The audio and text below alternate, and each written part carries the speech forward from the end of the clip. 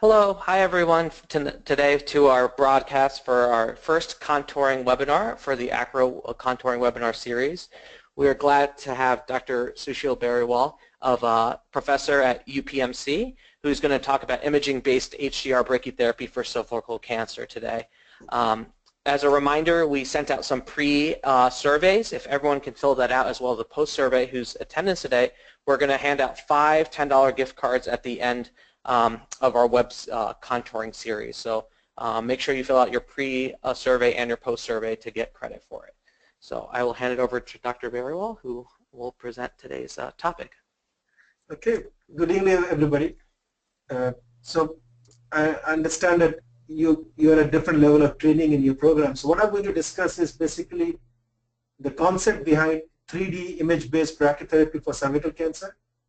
I would show some of the advantages with the case-based examples and some of the clinical data which you should know as part of the learning process. And I'll show some of the contouring guidelines depending on the time, and we can focus on based on how things are moving.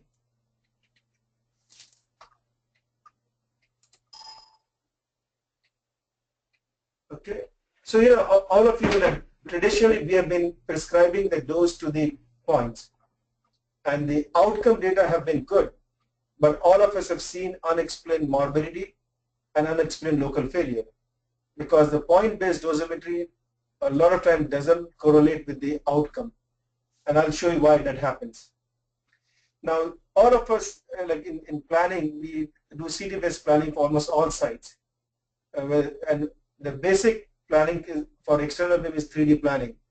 But unlike external beam, the acceptance and implementation of 3D imaging and brachytherapy has lagged behind.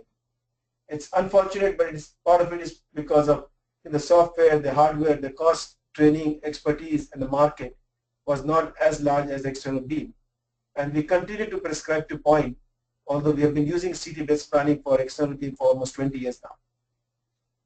The idea behind 3D brachytherapy, like any other modality in radiation oncology, is to improve local control, to decrease morbidity, and to be able to develop a model where you can predict the outcome in terms of toxicities or in terms of local control. The challenges are resource, expertise, technique, training, to be able to delineate the target, to be able to do a good planning. Now the screen in front of you shows you the ABS survey in 2007 and 2014, and in between you have survey from other continents like Canada and Australia. So if you look at 2007 survey, about half of the people in the country were still doing X-ray based planning, and even about 55% were doing CT scan. Out of those 55 people, 76% were still prescribing to the point. So even though they were doing CT based planning, they were not prescribing to the volume. Unlike that, in Canada and Australia, the acceptance of 3D planning was much higher, as you can see from the survey. But the last survey, which was done a couple of years ago, we see a significant shift in the planning. About 15% of the people are still doing X-ray based planning, but there is a rapid adoption of MR based planning from 2% to 34%. And among people who do CT scan, about half of them still do point prescription and half of them do volume prescription. So still a lot of room for improvement to move people from X-ray based planning to CT based planning, and to move people who do CT based planning to move from point based planning to volume prescription. Now these are the same thing in the graph. You can see in 2007, 76% were prescribing to point. In 2014, still about 55% prescribed to point. Now, the idea behind point A based dosimetry is that it's a point in the paracervical triangle, and if you prescribe the dose to point, it correlates with the outcome in terms of local control and morbidity. But unfortunately, none of those things are fact. The point A doesn't correlate with the critical organ dose. Point A doesn't correlate with the prescription dose to the volume. So the basic premise based on which we prescribe the point is not valid. These are some of the applicator. In the interest of time, I would move on. So this is the example of the point-based planning. If you look at it, like you are prescribing to point A, which is 2 centimeters above and lateral to the os. You have no clue of what's happening to the target. You have no clue what's happening to the critical organ. You're just looking at isosceles line, a pear-shaped isosceles line on a piece of paper without any correlation with the target. You prescribe to a point A and look at rectal and bladder point, which may or may not correlate with the true rectal and bladder dose. So initially several studies came out which compared the dosimetric information of point-based planning to CT-based planning. And they showed that the dose prescription to point A could lead to tumor underdosing, especially for the larger tumor like 3B disease. If you look at it here, the GTV was significantly underdosed for 3B disease. And it's very clear, if you're giving 60% of what you're prescribing to your volume, your local control would not be good. For early stage disease, the coverage was good, but for the advanced stage disease, the coverage was significantly undercovered when you prescribe to point A. Now, with the advent of this so-called MR-compatible applicator, there have been more and more use of this device in planning for brachytherapy. And in this regard, most of the initial data has come from Europe, and North America has been behind Europe in terms of taking the lead in this process. So first of all, what's the most important advantage of 3D brachytherapy? The first important thing is to identify the correct placement of the applicator. The two most common locations where the perforation happens is the lower uterine segment and the fundus. And if you look at the data where they did the 3D imaging thinking that the patient had correct position of the applicator, the incorrect application or the perforation was identified somewhere between 5 to 15% of the time. So no matter how good your dosimetry is, if you're not in the correct position, you'll not have good outcome. And this, the confirmation of placement is one of the most important tools of 3D imaging. So if you look at this image on your left, you can see the applicator is through lower uterine segment. That's the commonest location of perforation. And the reason for that happening is anteversion of the uterus. If you don't identify it, you would have it. The image on the right is after reposition of the applicator. You can see it's in the correct position. So identifying the incorrect position is very important part of the 3D brachytherapy. And no matter how good your dosimetry is on the left side, you have increased risk of complication because applicator is very close to the critical organ.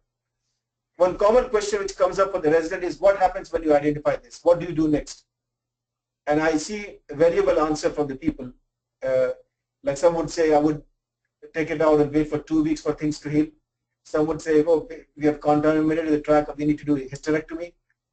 The important thing is, if you identify the perforation while you're placing it, you can reposition and do it. If you identify it after that, when you have done 3D imaging, you can bring the patient back in a day or two and do it. You don't need to wait for 2 weeks for tract to heal, and you don't need to do emergent hysterectomy or any kind of surgical procedure just because you had false tract.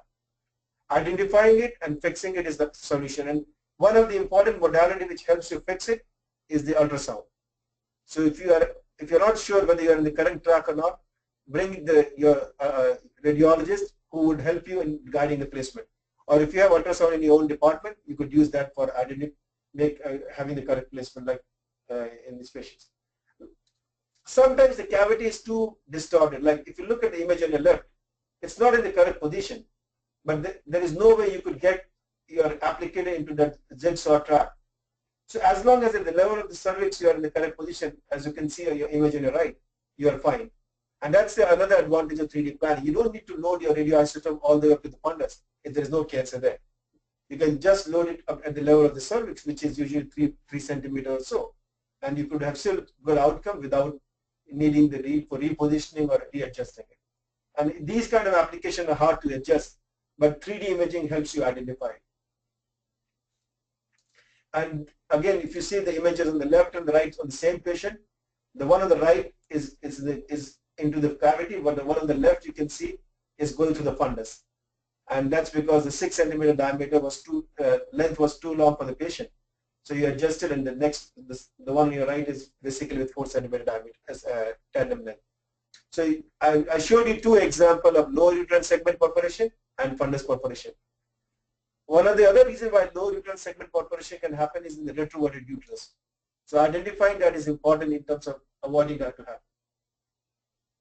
So the second advantage, and which is the most common advantage of HDR brachytherapy using CT or MR imaging, is for the small tumor. And I can tell you from my experience in the era of chemoradiation therapy, this probably constitutes 70 to 80% of what we see. So in 70 to 80% of the situation, the tumor is small after chemo radiation therapy. You don't need to prescribe the point A because that's like overkill for the patient. So what you can do is you can decrease the 12 weight and the position so that you conform your dose to the target volume. And in doing so, you can decrease the dose to critical organ, which can decrease the morbidity. So in these patients, you will not see better local control than 2D because 2D itself was giving high dose to the target. But you would see less morbidity, which is important part of the care of these patients.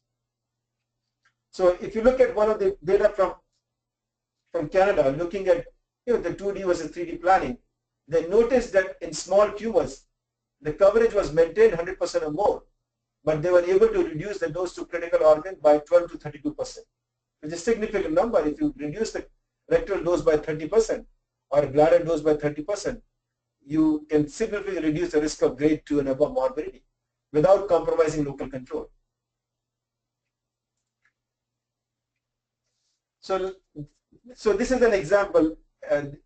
The red volume is your target volume, which by definition is high-risk CTV, and I'll describe what it means. But you see the point A is outside the high-risk CTV. The point A corresponds to 80% isodose line. So in this patient, if I would have prescribed to point A, I would have prescribed to green line, which is not needed because the target is much smaller. And in doing so, I can decrease the dose to the sigmoid, you can see, which is close by.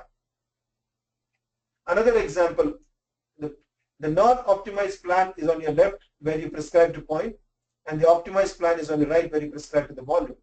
You see how close the sigmoid is to the target volume, and the target is very small, the cervix is very small. So if you prescribe to point, as you have done on the left side, you can see half of the sigmoid is getting prescription dose. And the risk of complication like sigmoid structure and sigmoid bleeding would be extremely high in this patient. But the same patient, if once we optimize the plan, you could see the dose to the sigmoid is decreased significantly.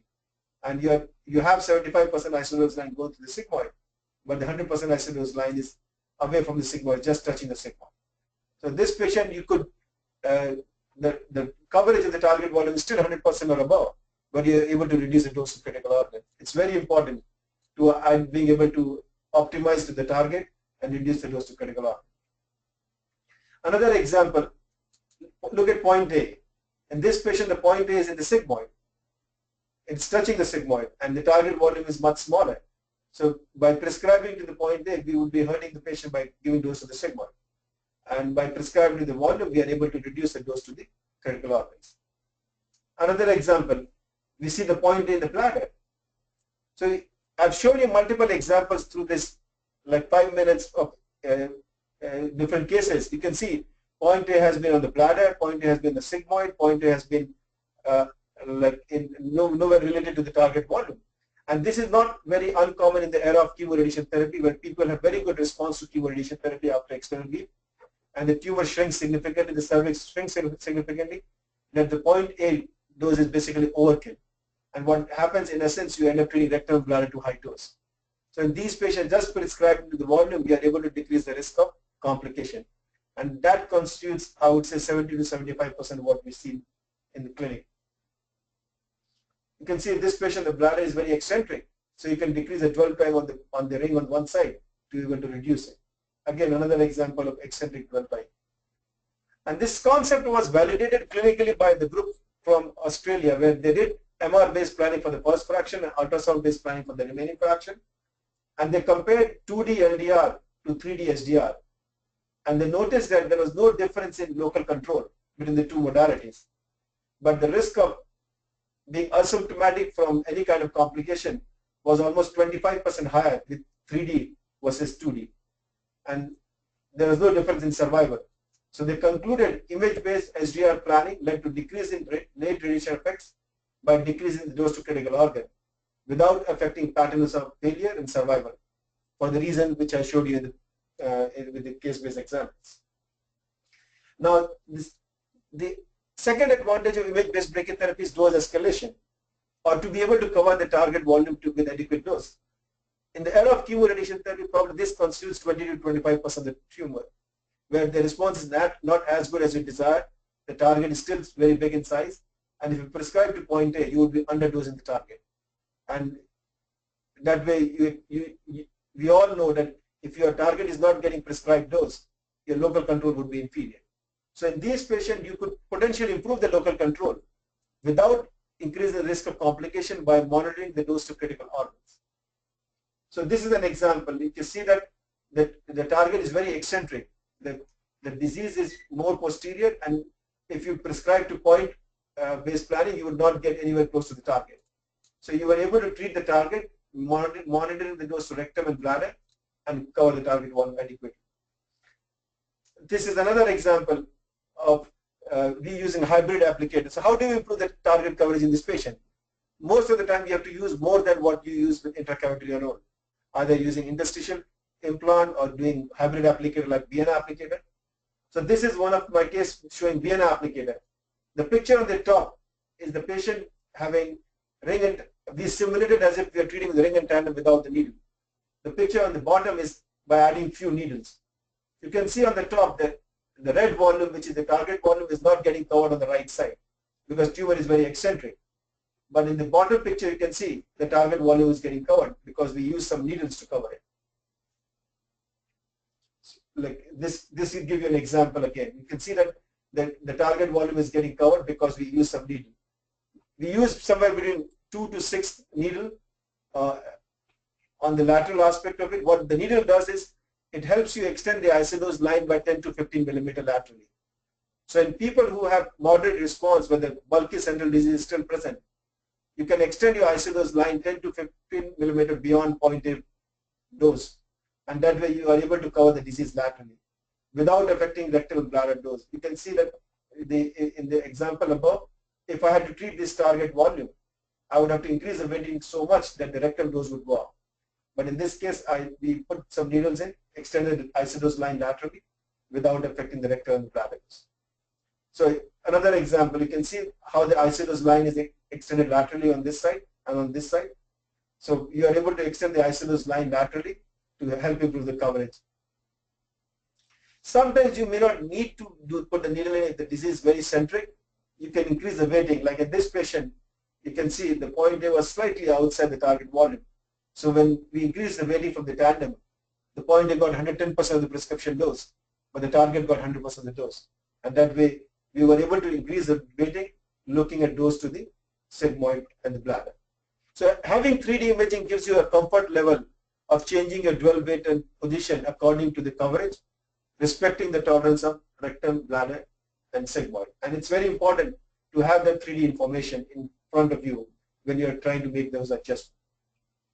See another example where the point is within the target volume is larger. You could cover it without putting the needles in by increasing the weighting from the tandem.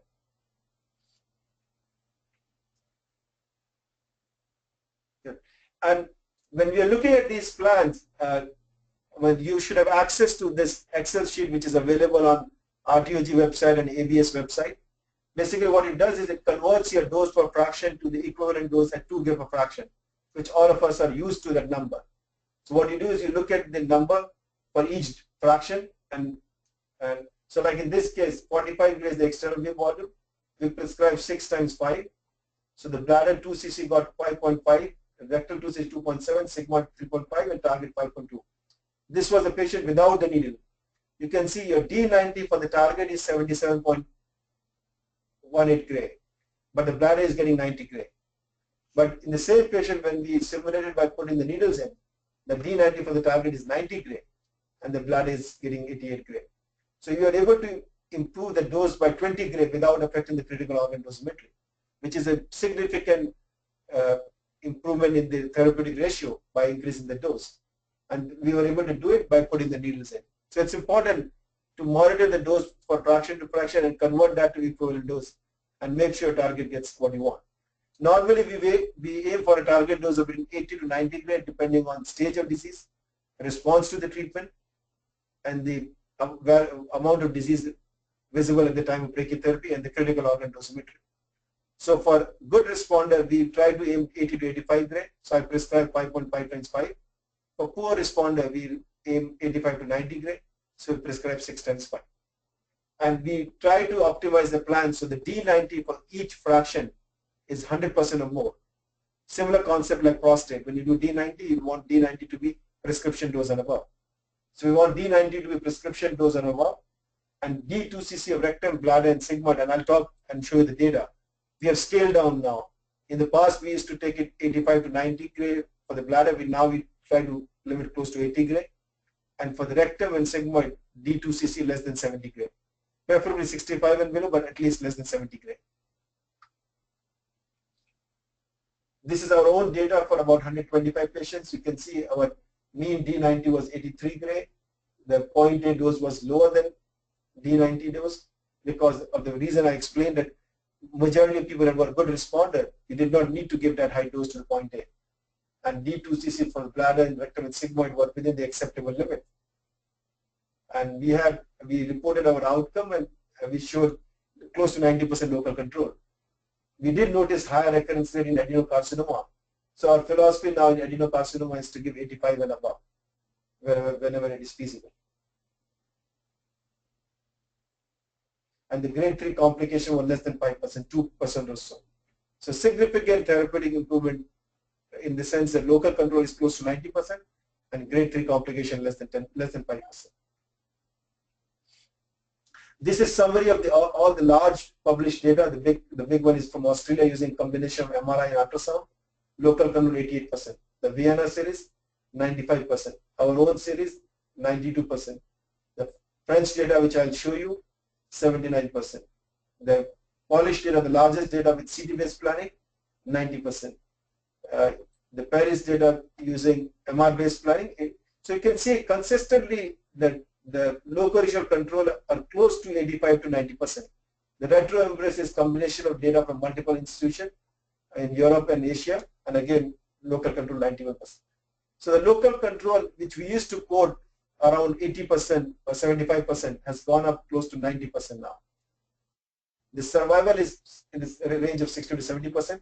And if you look at grade 3 complication, you can see consistent in most of the series, it's 5% or around, which is a significant change in what you compare with the historical data which is available. But there is a difference in approach, like the group in Australia hardly used interstitial, but the group in Vienna used interstitial 44% of the time. In our own series of 128 patients, we use Vienna applicator about 7% of the time. So it varies from practice to practice. But no matter what technique you use, you are able to optimize the local control and decrease the morbidity.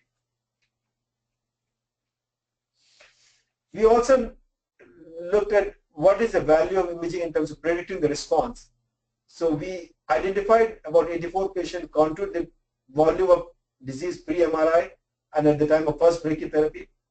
And we noticed that the response to chemoradiation therapy predicts for outcome also. If their GTV at the time of brachytherapy was more than 7.5 cc, the local control was 75% versus 97% if it is less than 7.5 cc. And so probably these are the subset of people where there is some value of dose escalation, doing something more additional like chemotherapy or surgery, we don't know. But we are able to identify the poor responder and predict the outcome in those patients. So the English-based brachytherapy, the MRI allows for assessment of tumor regression and helps you prognosticate the patient.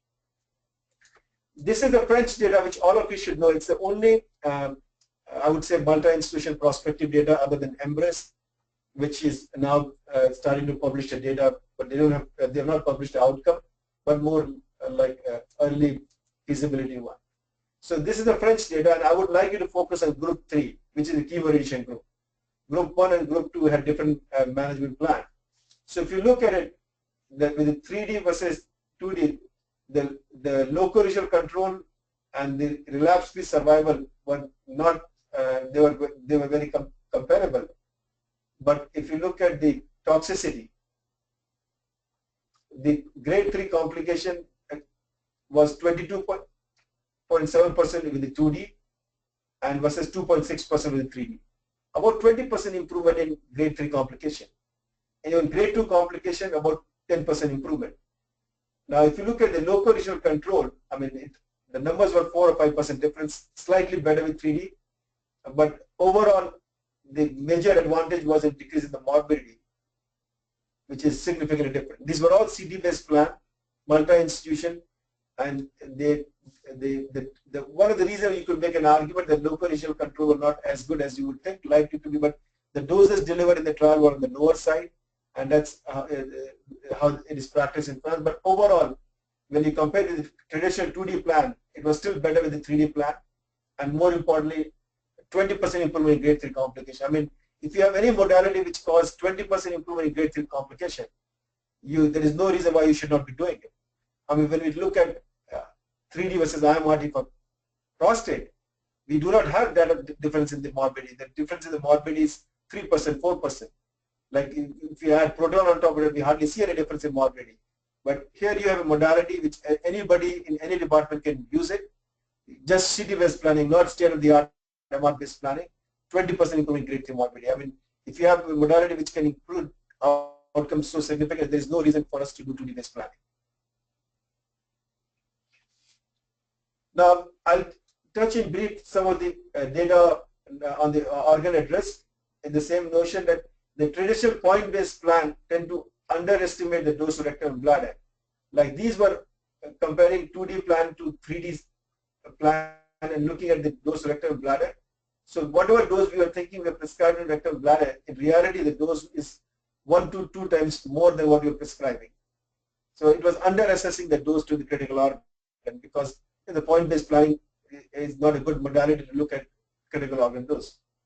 And in practice, what we look at is dose to 0.1 cc, 2 cc, and 1 cc dose to the critical organ. And what people have shown is that 2 cc dose to bladder, rectum, and sigmoid is a good predictor of late toxicity, both in terms of patient-reported outcome and sigmoidoscopy. So if you look at it, if your D2 cc dose is 75 versus 69, the risk of sigmoidoscopy-related grade 3 complication is significantly lower. Same thing, the symptomatic rectal bleeding is significantly lower. So if you look at this number, we should aim for the numbers which are on the right side. So D2cc preferably less than 70 gray or preferably less than 65 gray, if you can do it. There is a good correlation of 1 cc dose to 2 cc dose to 0.1 cc dose. But to be consistent, maybe reporting 2 cc dose and monitoring 2 cc dose is sufficient. So we try to aim a dose less than 70 gray, preferably less than 65 gray feasible. Now less than 65 gray is sometimes not feasible, and that's where in Vienna group they use needles to help decrease the dose of critical organ. But 70 gray is feasible most of the time if you are cognizant of the dose to your critical organ. And again, the risk of 5% grade 2 and above complication is 5% if you have dose of 67. It goes to 10% if you have 78. They did not find any bladder correlate initially in this Vienna data, but I'll show you some other data where they find some correlate. So this is the retro-embrace data, which has been presented multiple times. So look at the correlation of outcome with DVH. If your D90 is less than 85 grade to the target, for stage 1 and stage 2 disease, there is not much of a difference when it is more than 85 or less than 85. But for stage 3 disease, you see there is a 15% improvement in local control when your D90 is less than 85 versus more than 85. So there is room for dose escalation for stage 3 disease. For stage 1 and stage 2 disease, the number look very comparable. If you look at risk of grade 2 bleeding, again, the risk is 30% if it is more than 70 gray and 15% when it is 70 gray or less. So the risk of grade 2 complication goes down significantly if your D2cc is less than 70 gray. And they did find some correlation with the bladder dose. D2cc, if it is more than 80 gray, the risk of grade 2 morbidity was 40%, which went down to 20%. So this is retrospective data from multiple institutions which pulled their data and looked at the outcome. But they are validating this data set in prospective EMBRACE study. And as part of the EMBRACE 2, which is an ongoing study we just started this year, what they are doing is they are trying to achieve these goals. So D90 or more than 85 gray for stage 3 disease, and D2cc less than 80 gray and less than 65 gray if feasible. And that's why the institution which participate and study should be able to use Vienna applicator or Utrecht applicator because you would end up using that applicator almost 40 to 50% of the time to meet these constraints. Otherwise, to be able to meet the tight constraint for the rectum and the bladder becomes hard when you're doing dose escalation. So this is their retrospective data for EMBRACE, which is again showing correlation of outcome with the DVH, which is important and which lets us know that there is, I mean, if you give the dose, you will see the effect either in terms of local control or in terms of morbidity. The another important thing they found in the EMBRACE study was the vaginal toxicity was a function of rectal vaginal reference dose.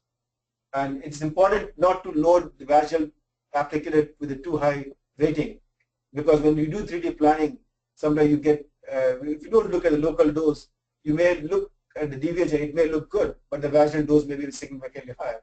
So it's important, and it's part of the current ICRU data, the guideline which came out this year, which talks about looking at the rectal vaginal reference point dose, keeping it 65 and below to keep grade 2 rectal complication, the grade 2 vaginal complication less than 20%. So it's basically the same rectal point which we used in the past for rectal dose. This now they're using for as a reference point for vaginal dose. So switching gear, talking about the contouring guideline, if you have MRI in the department, use T2 weighted sequence, use high signal intensity and gray zone to identify your volume. Now, to expedite the process, at our own center, we use tube sequence, which takes 5 minutes to acquire, has 1 millimeter slice thickness. You do lose some signal, but it is easy on the patient in terms of time required to acquire the images. For some of the departments which have got Siemens machine, they can use space sequence, which is a T2 tube counterpart for the GE equipment. And you prescribe the dose to high-risk CTV, which by definition is entire cervix plus any residual palpable or visible disease on the imaging. So if somebody has complete imaging response at the time of brachytherapy, at minimum you will treat the cervix. So the minimum volume which you treat is cervix. And on top of that, if there is anything visible on imaging or clinical exam, you add on top of that. So your high-risk CTV by definition is cervix plus anything residual disease seen on the imaging or clinical exam. You don't need to give any margin because it's brachytherapy, the applicator moves with the tube. You don't, the JCASTRO defines IRCTV, but you don't need to worry about it. I wouldn't focus too much on IRCTV. It's a concept used in some centers in Europe, especially France, where they prescribe to IRCTV. But in practical life, I would ignore it at this point and focus only on HRCTV. You don't need to worry too much about IRCTV. So this is what the white volume is the GTV, the yellow volume is the HRCTV, and the orange volume is the IRCTV with the margin. Now, when you look at the sagittal view, you can see the yellow volume has a conical end, which basically corresponds to the conical shape of the cervix. So unless patient has extension of disease to the endometrium, you don't need to target or cover endometrium in your HRCTV volume. And these are some of the examples. If patient has complete response, cervix is the HRCTV. If patient has partial response, then it's residual disease. So the image on the bottom part is the one where you need more than VNA applicator. You would need something like template-based brachytherapy. Or now the VNA group has designed another applicator where you can extend the isodose line by putting more needles in. So the first one you could treat with the ring in tandem or tandem with OH by itself. The second one you could treat with VNA applicator. The third one you may or may not be able to treat with VNA applicator, but the last one you will not be able to treat it because you will not be able to extend your isodose line that far laterally to be able to cover with your. So you need template-based brachytherapy in these patients. This is the formula which I showed you, the equivalent dose. We use the alpha beta value of 10 for the tumor and 3 for the normal tissue. And you basically convert your dose per fraction to equivalent dose to 2 given fraction. This formula doesn't take into account the total treatment time, which we at this time we presume patients who are completing in 7 to 8 weeks time. But that being said, if the treatment gets prolonged, then the numbers may not be the same number. And this is one of the examples similar to what I showed you before. And in the new ICRU guideline, they ask you to even look at 0.1 cc dose, 2 cc dose, along with the D90 for the HRCTV and the total dose to HRCTV, GTV, and the other points. It's a full manual which is available online. You can get it online. With both European group and the North American group combined together to revise the guideline. The last one was ICRU 38, so there's a new guideline which has come out. This is just showing you an example. This is pre-treatment MRI, and this is post-treatment MRI. You can see how good the regression is and how your volumes are changing. Another example of how the volumes are changing. For critical organ, you contour the entire organ because people have looked at contouring the entire organ versus contouring the wall. And for 0.1, 1 and 2 cc, the doses are same. It's too cumbersome and tedious to contour the wall. So you can just contour the entire organ and look at 0.1, 1 cc, 2 cc. So you can see you can contour the entire bladder or entire rectum. And it's important for brachytherapy that unlike external beam, when you do the contouring, your denominator has to be good and consistent because you're comparing a ratio. When you say your V70 for the prostate patients, for the rectum should be less than 15%, your denominator of rectum should be defined the same way in each patient for you to be comparing it. With brachytherapy, the denominator is not as important as long as you contour the target volume and the critical organ close to each other adequately. So, like if I don't contour this part of the sigmoid, it's okay, it's away from the target and away from the applicator. But if I don't contour this, I would under-assess the dose. And since we are looking at absolute dose, the denominator is not of that significance. We are looking at 1 cc, 2 cc absolute dose, not the percentage dose. So if I don't contour the rectum here, it would not matter much because that's not in the high dose region. But if you don't contour this area or this area, that will not be reflecting correct dose for the critical organ. So that's major difference between assessing the dose for brachytherapy, where you look at highest dose or high dose volume to a small area, unlike external view where you look at the percentage dose. So like if you're looking at lung cancer patient, if you don't define both lungs minus GTV or PTV, the same way in each patient, your denominator would be different and you would not be able to compare patient 1 to patient 2. So this is the example of like this. I just, one more part I want to emphasize, the argument of contouring and planning for each fraction. This is 5 fractions on the same patient. This is fraction number 1, 2, 3, 4, and 5. And I want you to focus on the position of the sigmoid.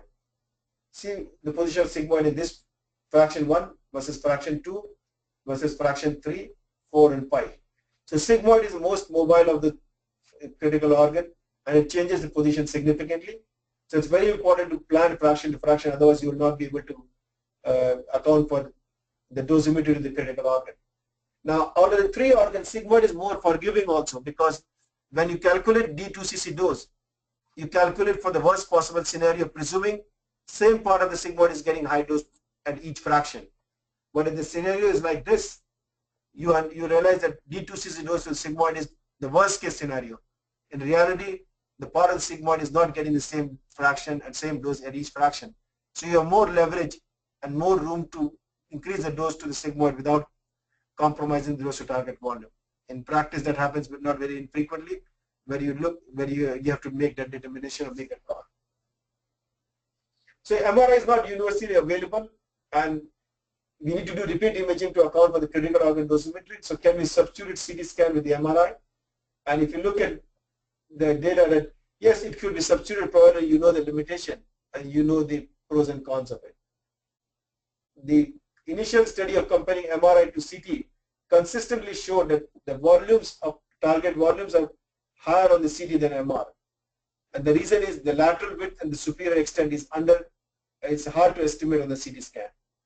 The critical organ doses are, and the critical organ contouring is more or less consistent. But like in this study, if you look at it, if you use MR-based plan and do CT-based contouring, there is about 10% difference in the dose because of target volume being larger on the CT. Right, these are some of the examples where it's hard to know where the lateral edge of the tumor is. And in European data, there is more consistency and less inter-observer variability with MRI. But when we did the same study in US, it's published, it's in Red Journal, right? And there was more consistency with the CT scan than with the MRI, probably because in US people, the practicing radiation oncologists were more used to CT-based planning, while in Europe they're more used to MR-based planning. And it was seen the highest area of inconsistency was when the parameter was involved, where we didn't know where to end and where not to end. So one approach is to do MR for the first fraction and CT for subsequent fraction. And like this patient, this is the MRI before treatment, this is the MRI first fraction. So you do the planning with the first fraction. And then for contouring, the important step is start your contouring at the superior level of the ring or just inferior to the vaginal extension if it is present. If parametric bridge is present, brachytherapy contour 1 to 2 centimeters from the edge of the cervix and parameter contour at the level of the ring and extend up to the height of the cervix, not beyond that. So you start at the level of the ring, just on top of the ring. Keep contouring. This is MRI on the left, CT on the right. You can see MRI on the left and CT on the right. So you can see out here, if you did not have MRI, you would be probably contouring more on the lateral side. So this is the sagittal view, which is very important and very critical when you are doing the contouring, because it helps you identify the posterior edge, helps you identify the anterior edge, and you can create a conical center. So this is CT, MR-based planning, and the same patient CT-based planning. If you have the information from MR, you could probably reproduce the contouring on CT with reasonable accuracy and consistency, with a difference in volume in few cc only. So having MR information helps you contour on the CT also. So here you can see the same patient, the example of the planning. And initially we did a study where we used the hybrid approach, and we showed that the target volume is consistent, the critical volume is consistent with published data, because we were using MRI-based planning for the first fraction in terms of defining the CTV. Now we have moved to MR-based planning for all fraction, because we have optimized our planning for the MR. We have optimized our planning for the time required for the MR imaging. So we try to do MRI planning for each fraction unless patient is claustrophobic or there are other contraindications in the MRI. Now this is the consensus guideline which is available online. You can practice on this guideline, and basically it shows a comparison of CT and MR-based brachytherapy, and you will see like how different this is in comparison to European data. Then we have published a similar concept of image-based brachytherapy for vaginal cancer and image-based brachytherapy for endometrial cancer. You can pull those data to show that how the integration of 3D imaging have really improved the outcome in comparison to historical control. Like the local control in this series is close to 90%, and the grade 3 complication is 5% or lower. The local control in this series is close to 90% with very low grade 3 complication, emphasizing the importance of knowing where you prescribe, knowing what is the target volume, knowing what your critical organ is. So it's time for us to move from point-based planning to image-based planning, like what we do for SBRT and EBRT every day in our day-to-day practice. It gives you good estimation of dose to critical organ and good dose to the target volume. It helps you improve the target volume and reduce the dose to critical organ. And the outcome data is showing excellent local control and decreased mortality. We need to get more outcome data from prospective studies which are ongoing, and improve some of the concepts of target contouring and variability in terms of interfraction for brachytherapy. Thank you. Thank you for that great lecture. So just a quick question. So how do you determine, or how do you place interstitial needles during the time of brachytherapy? Do you kind of pre-plan it, or do you actually do it during the treatment? So let me tell you, there are two types of interstitial we do. One is a template-based, the other is a Vienna applicator. So normally, let me talk about the Vienna applicator first. So all these patients get 5 fractions of brachytherapy with the dose per fraction being 5.5 to 6 gray. So sometimes what would happen is, for the first fraction, I would do straightforward intracavity brachytherapy with ring and tandem in place and look at my plan. And if I look at the plan and I feel that this patient would benefit from needle placement to help reduce the dose of critical organ or to improve the coverage, then for the remaining 4 fraction, I would use the hybrid applicator. And what I do is, the MRI which I have done for the first fraction, I use that MRI to decide how many needles I would use and what would be the position of those needles and what would be the depth of insertion of those needles. So that first fraction MRI gives me an idea about number of needles, the position of the needles, and the depth of the needle. Then when we bring back the patient for the second fraction, I use that information in inserting the needles in those positions, at those depth, at those location, and then do a CT scan and MRI based planning and use the same information for each of the remaining 3 fractions. So that way only I've delivered 20% of the dose without the needle, but the rest 80% goes with the needle in place. And we have shown feasibility of this approach and excellent dosimetry. Now what the Vienna group does is, since they place applicator only twice and give 2 fractions each time, they do a dummy plan prior to the first insertion and decide based on the dummy plan where to put the needles in and how many needles to do, and then do the plan. So both approaches are feasible as long as you know what your plan of care is and how you're going to implement it. If anyone has any other questions, we'll take questions right now. You just go to the bottom of your box and you just ask questions as necessary. The other question I had was, what normal fractionations do you use for your cervix cancers? I know some of us don't treat as much cervical cancers. So just to butt in for everyone, when you submit questions in chat, make sure that you select it for send questions to staff under the drop-down menu. So like our fractionation schedule is between 5.5 to 6 gray times 5. So our normal fractionation is 5 times 5, which after 45 gray comes out to about 80 gray, and our D90 dose is somewhere around 80 to 85 gray because the coverage is between 100 to 110%. But if the patient has adenocarcinoma or the response is not good, then we push the dose to 6 times 5, which in terms of equivalent dose comes to 84 gray, but the coverage is somewhere around 6 to 6.5 gray, so it comes somewhere between 85 to 90 gray.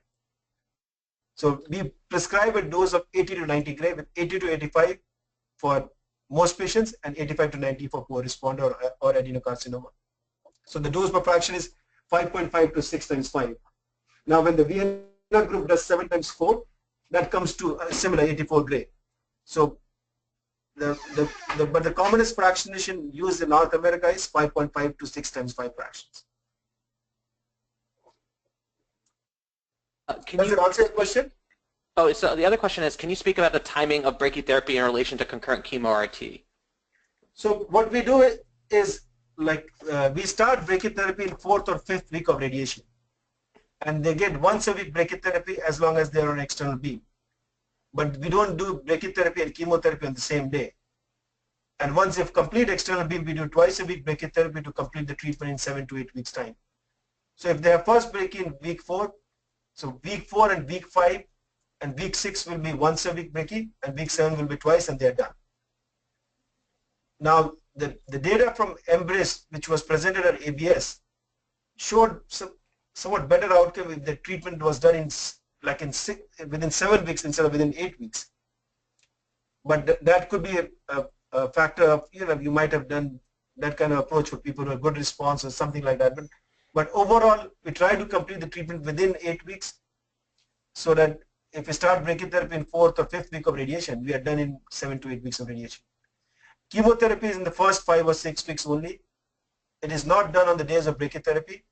And if the patient does well, we try to do stretch chemotherapy to 6. If they have significant side effect, we try to stop at 5. So between 5 to 6 chemotherapy in weekly fashion. There's data to suggest if they get 4 or less chemo, then probably there is inferior outcome. And again, it could be a reflection of disease, it could be a reflection of performance status. So there are other factors which come into play. But we try to give a minimum of 5 and a maximum of 6 chemotherapy if the patient tolerates well. Could you speak on the pros and cons of tandem and ring versus tandem and ovoid brachytherapy? And then also, like, I know Vienna applicator you touched on already a little bit. So practice pattern have shown significant change. In the past, tandem ovoid used to be the most common applicator, but now tandem ring is the most common applicator.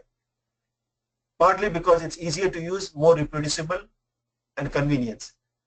But there are pros and cons of both approach. When you use a ring applicator, the source is about 7 millimeters from the surface of the vagina.